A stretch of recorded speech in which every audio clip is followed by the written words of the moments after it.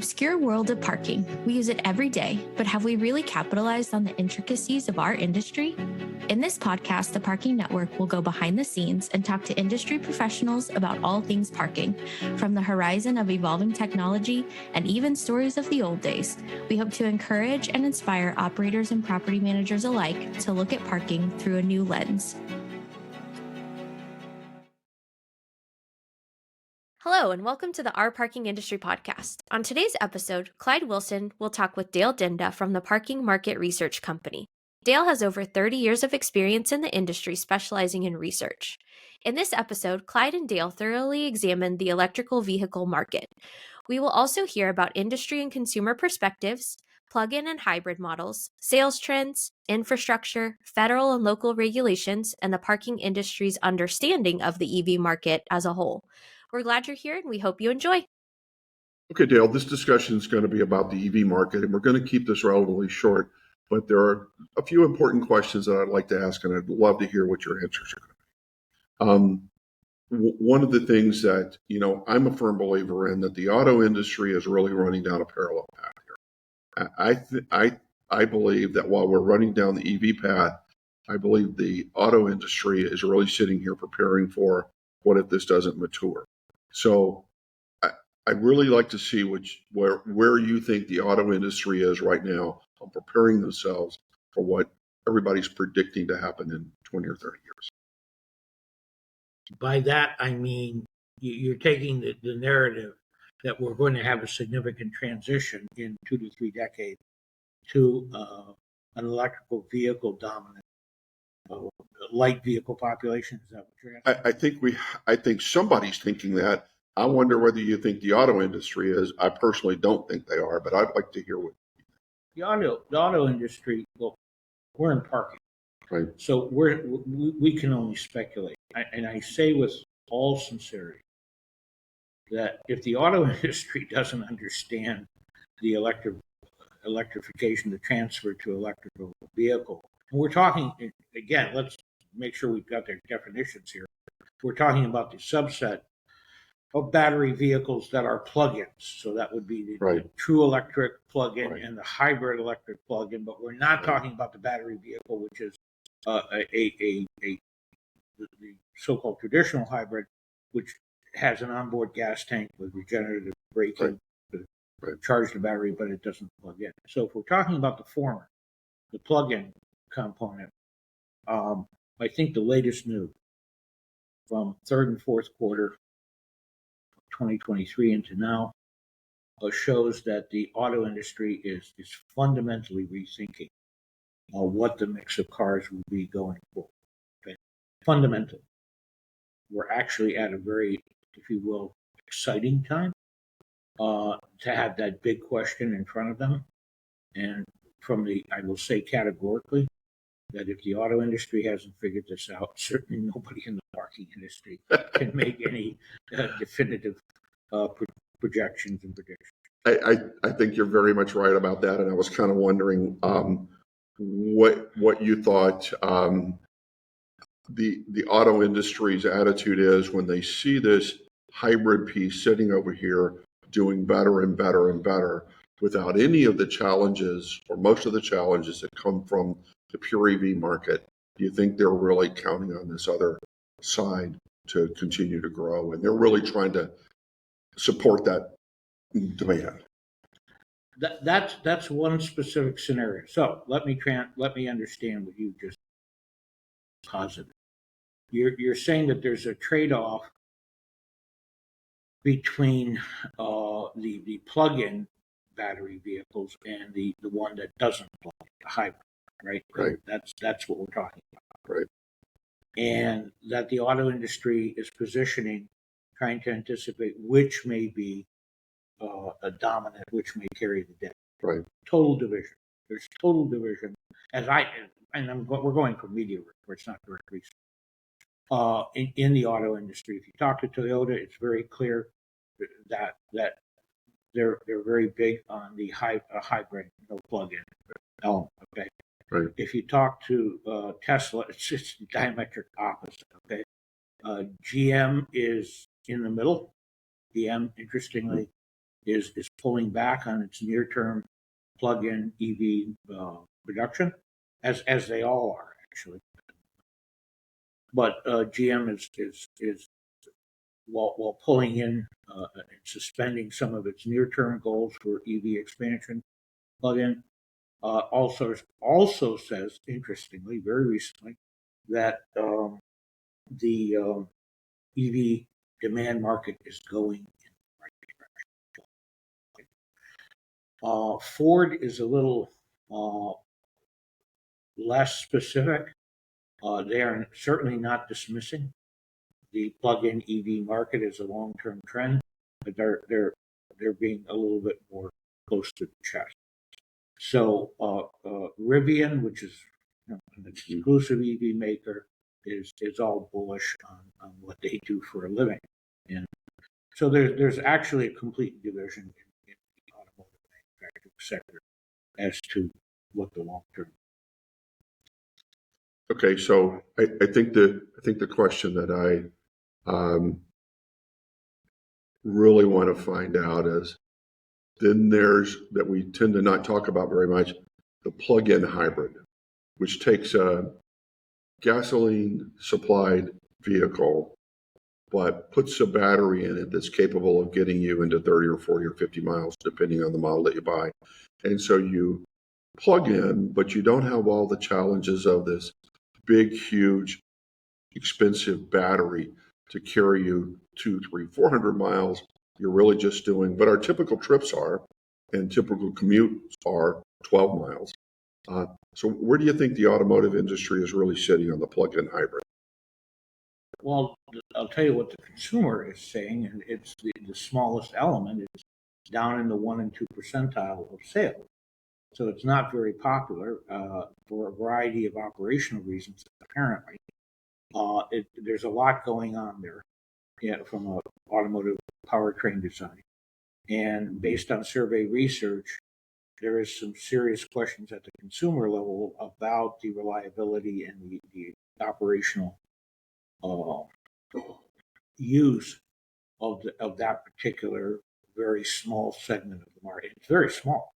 Yes. It's a very small corner. It's the smallest corner of the electric market that's out there. It is the smallest corner, but as I look at it, it's that pleasant mix between the two that I really was hoping to see it would grow, and I'm not seeing that.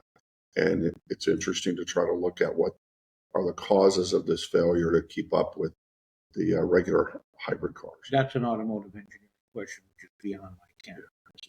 So this is mainly an engineering issue of not being able to get a car out there yet.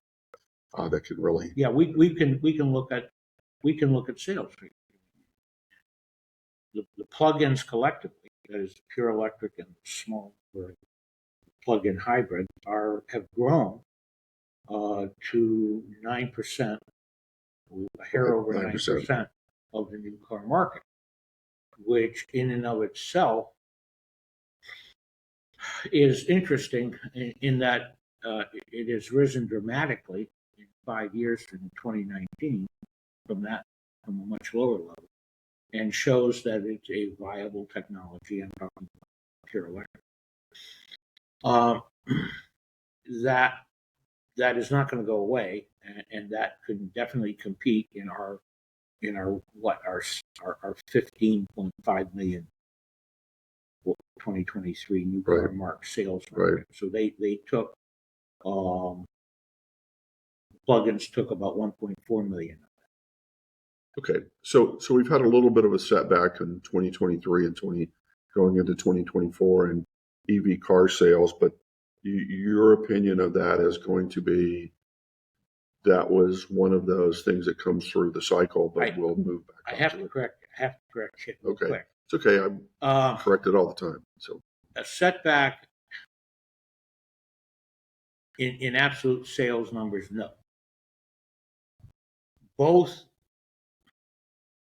the plug-in variety of the EV and the non-plug-in hybrid grows by over 50% year on year. So there's no setback in that sense. Good.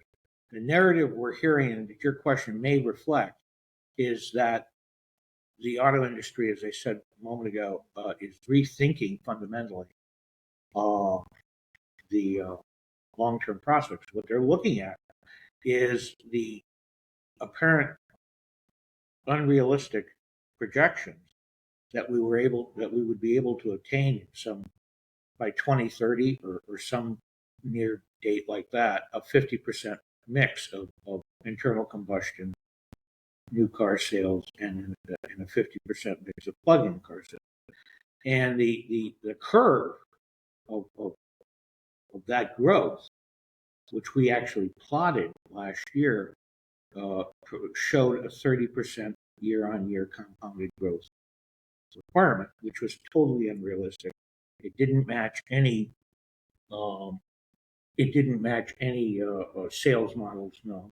And we believe it's exactly somewhere along that curve of irreality, frankly, that Ford, GM, and the rest have realized by probably earlier, but by mid-23, they started to talk about it, that wasn't going to happen, and they need to rethink this thing fundamentally.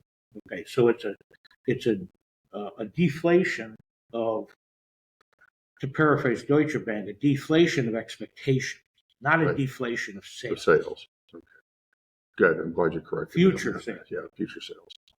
All right. So then let's kind of make the next jump over to away from the car manufacturers, and let's go to EVs in general, and let's look at some of the major issues to moving them forward, which right now seems to be several different issues. We'll start with charging capabilities, charging the number of chargers that are on the market, and charging maintenance. So what do you think you've learned in the work that you've done on this that might help us in solving that specific problem?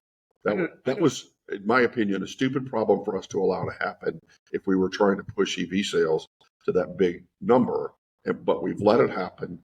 So what do you think is the future of that? So I'm trying to interpret fully your question.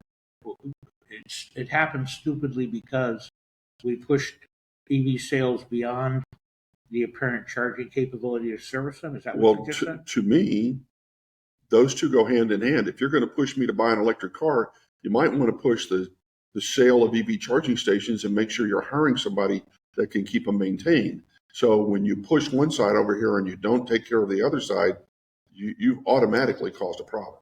All right. So that's where I am. This is a really actually complex picture because we've got three or more parts to try to understand it. When we talk about a plan, as you imply that we didn't get right, it almost is inconceivable, and I have some policy background, to envision a plan that could have gotten it right in any precise way, because you've got parts, you've got the public charging, but you also have reliance on home charging, okay? Which was supposed to instill by official U.S. government position an important element for that. In fact, today they say that the public, interestingly, in a very recent statement from the Department of Energy, said that public charging isn't that important. It's rather home charging and workplace charging that takes care of the lion's share. I'm not so sure that's accurate, but it does reflect the complexity of the question you just asked, how to get it right. The fact of the matter is that of this, and I'm citing federal statements, they may even be White House pronounced statements of federal data, that there are some 65,000 locations right now that are available for charging. The vast majority of them are, in fact, public access locations. The vast majority of which were installed by private industry. Okay, the federal government, coming out of the 2021 Inflation Reduction Act, allotted some $7.5 billion. Yes.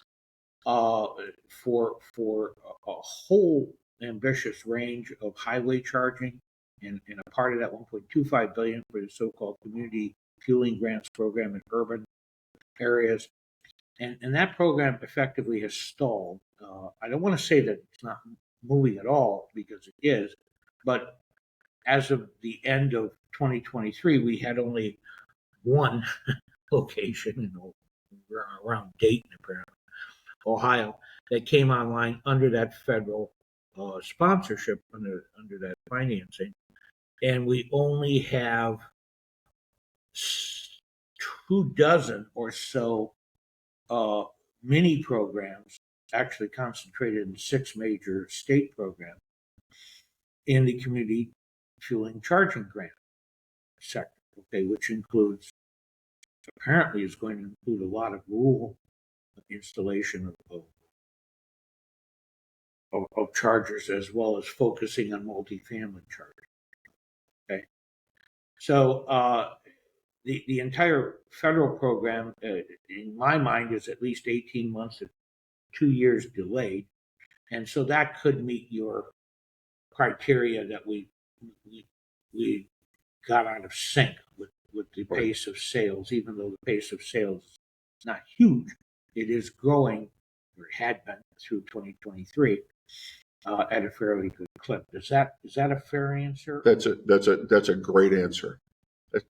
That's a really great answer. I think we as we're talking through this, I'm trying to keep it away from support or denial of the EV trend, and trying to keep it to the challenges that we come in developing any type of major project like this.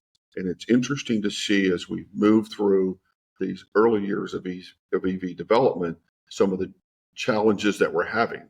I think these are great things to learn for any young person coming in, because you get a real look at the challenges of doing something like this.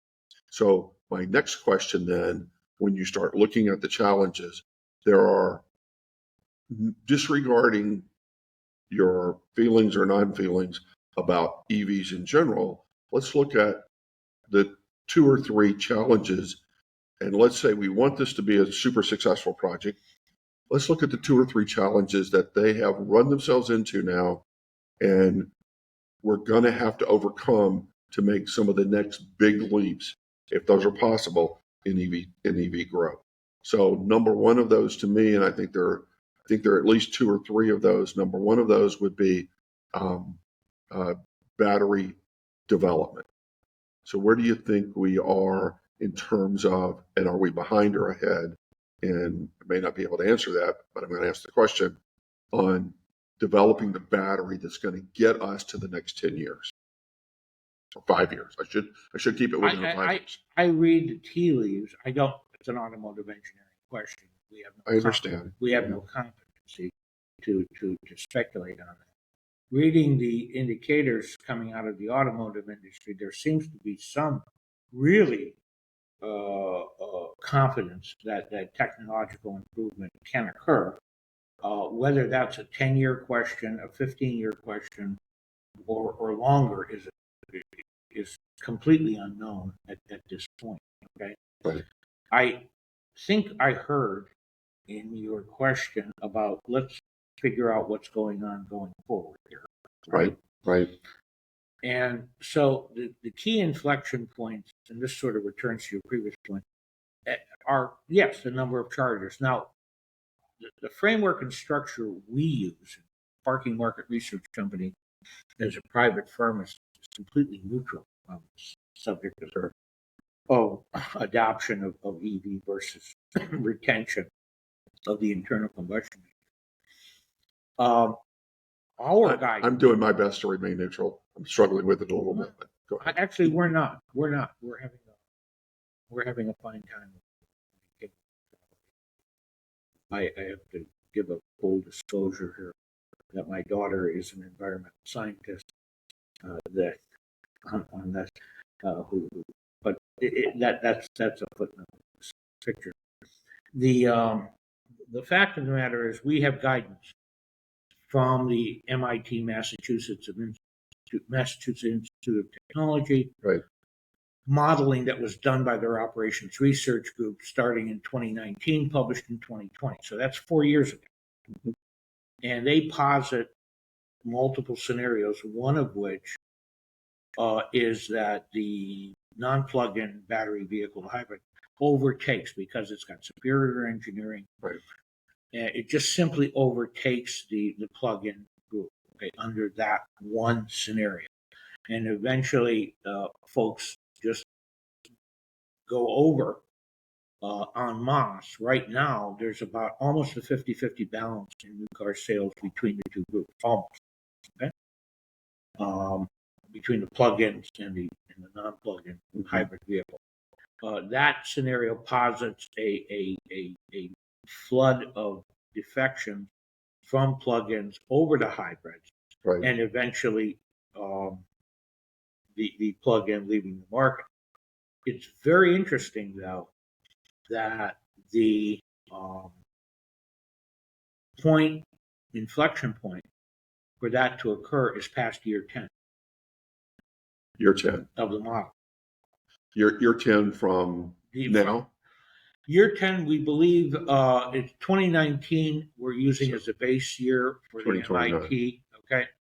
So we won't even know in that one. We're on the first of three scenarios here. Right. So in that one scenario where the hybrids win, we don't even see that tailspin market exit of the plugins until something like after year 10. Okay. So go ahead. No, you go ahead. And then the next, if you will, scenario, we have the classic thing that you alluded to a few minutes ago, which they call fizzle and sizzle, I'm sorry, sizzle and fizzle. So there was a sizzling amount of EV sales, and they fizzle. They drop dramatically. Why? Because we never got the infrastructure to charge them. Okay, right. Notwithstanding the home charging business and all that, right. We just simply didn't push that enough. And that's another model and another set of assumptions. So that's another way that EV plugins go away. Okay, due to infrastructure.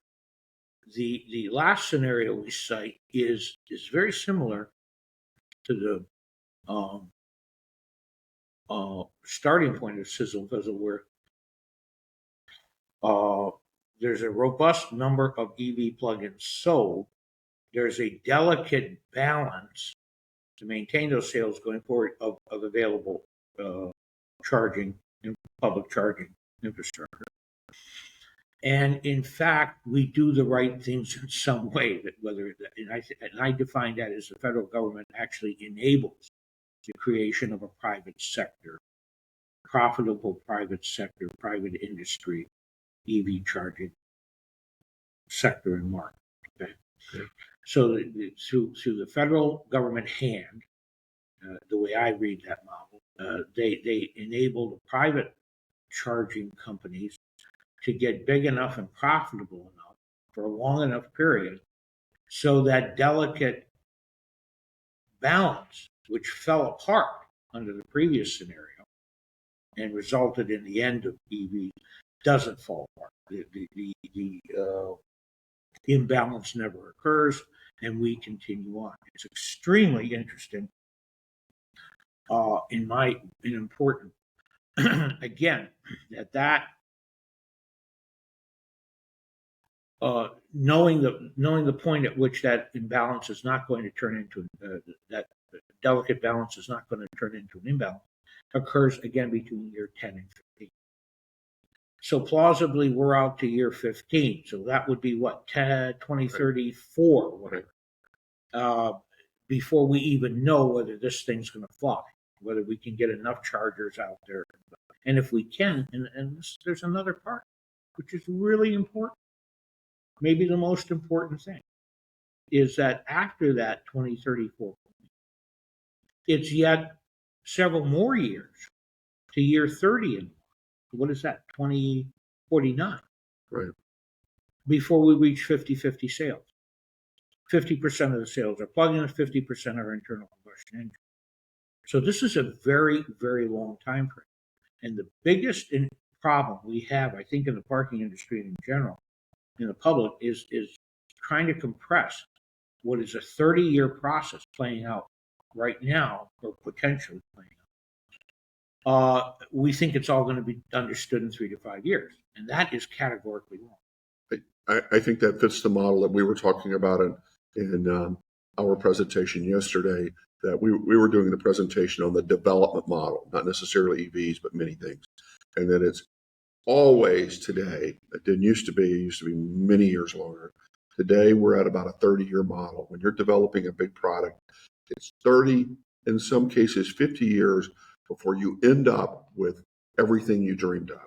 So you've got to go through that process, and this trying to force it into being the same, being ready in 10 years, I think is stalling us from being able to make it to the 30-year mark. But I have, from the question I asked earlier, I really have tremendous faith in our ability to solve technological problems. And I see the battery issues to be technological problems that I believe we will be able to solve.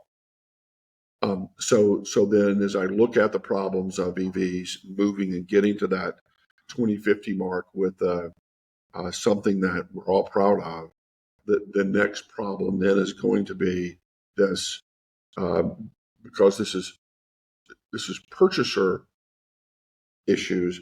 When they're looking at this EV charging issue and hearing it on the news or in an article every 2 or 3 weeks about EV charging stations not being maintained and able to keep up, even though we all know 80% of charging right now is done at home.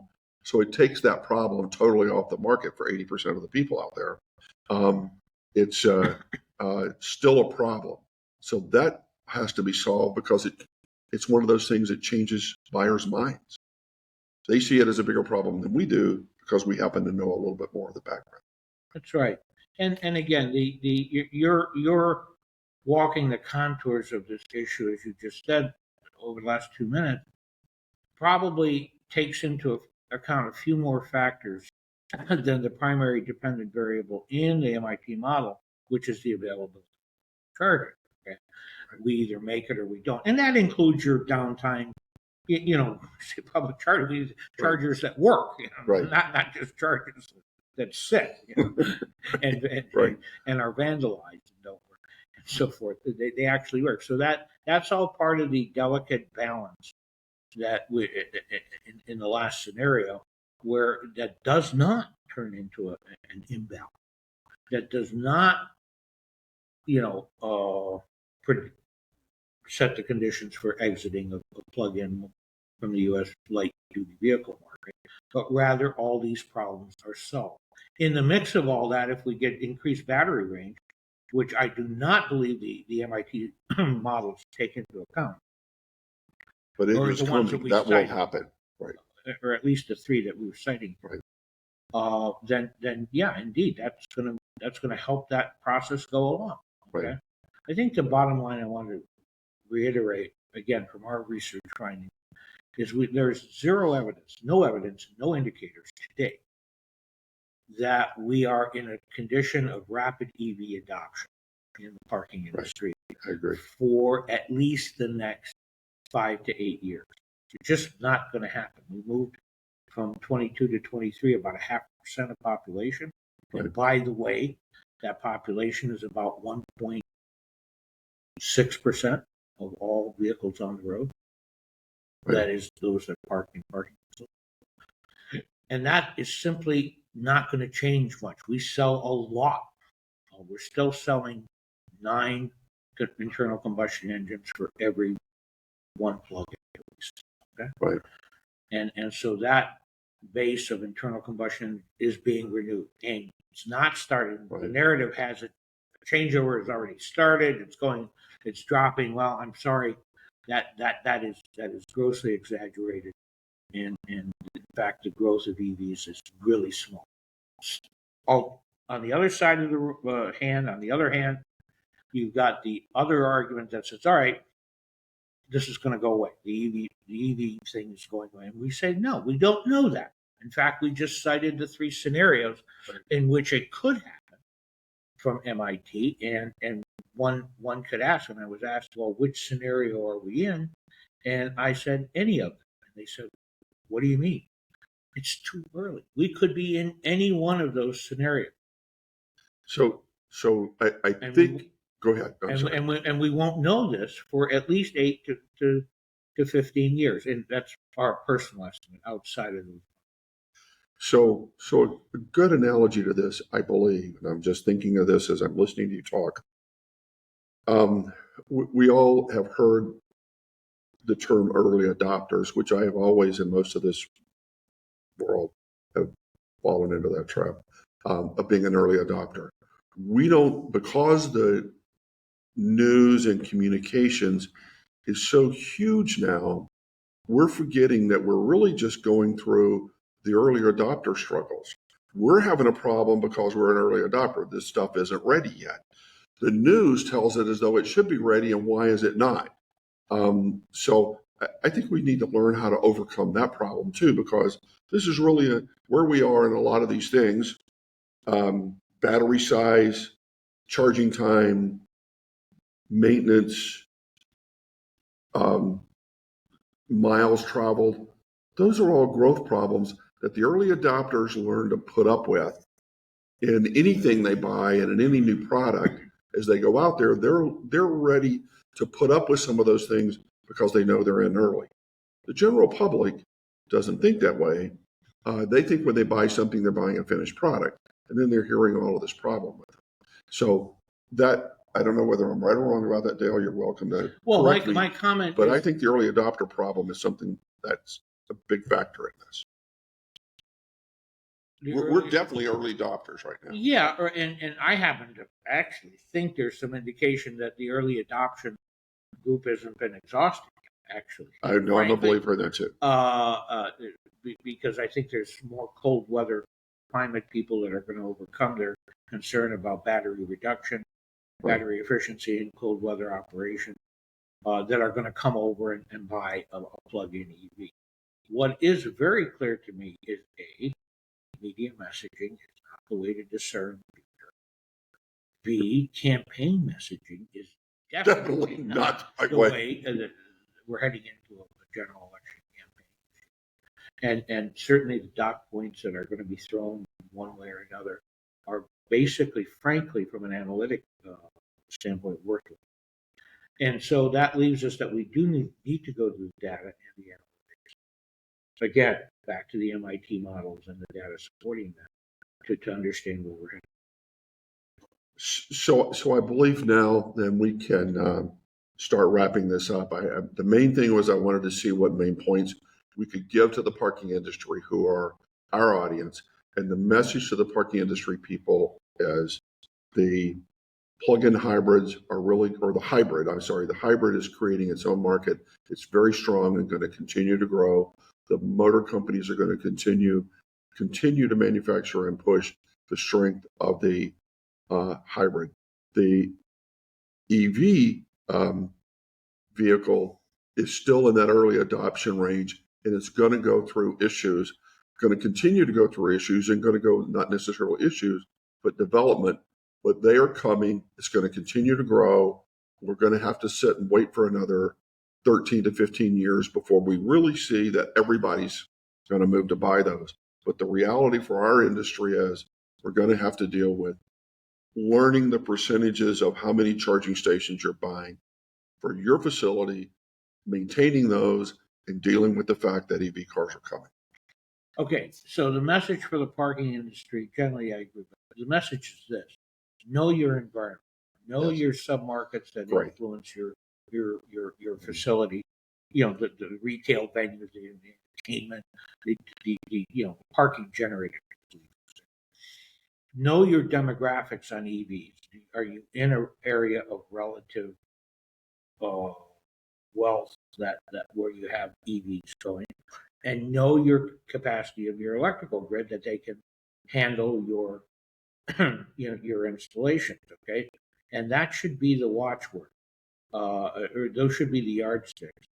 The catchphrase that we use from last year is that EV charging is a necessary amenity, given that there's upwards of 4 million of them on the roads right now, plug-in version. It's a necessary amenity, but it's a necessarily limited. So it's limited because we don't know if that flood is ever coming. So you have to know and be able to understand the difference between being in San Francisco or Conroe, Texas. The pressure and the volumes may be slightly different from the two populations. You have to know your local market. One of the most dangerous things that we saw in the last 2 years that took hold in the parking industry was a apparent perception: ignore everything in front of you. Right. Ignore everything you're seeing and just know that the flood of EVs is coming. And that's the operating assumption many in the parking industry seem to be operating under. And that's categorically wrong. It's just the opposite. Know your environment, and know actually the opposite, that the flood of EVs are not coming, at least in an 8 to 15 year time. Right. Well, I think within the parking industry, we have to look at that we have, like the differences in city to city geographically, we have a difference in people in the parking industry where you have the commercial side that's that is seeing this as another revenue source and not looking at certain things. And then you have the institutional side that are also looking at the roll down government mandates or the possibility of more roll down government mandates. So they're trying to push it for totally different reasons. So within our industry, we have several different reasons that are the way people view this whole EV market. Okay. So I think we've done, put this together now, and we've got some good information out there for the parking people to look at this and to listen to this podcast. I do believe this is one of those podcasts that we're going to have to look at and update and be ready to do version 2, version 3, version 4, because there's so much interesting to talk about with this. And so I'm really glad, Dale, thank you so much for doing this. This was absolutely a pleasure. Thank you for having me. Good. Thank you. Electrical vehicles are on the forefront of the changes in our industry. We hope this episode with Clyde and Dale gave you some knowledge that you can take with you into the field and change the world. See you next time.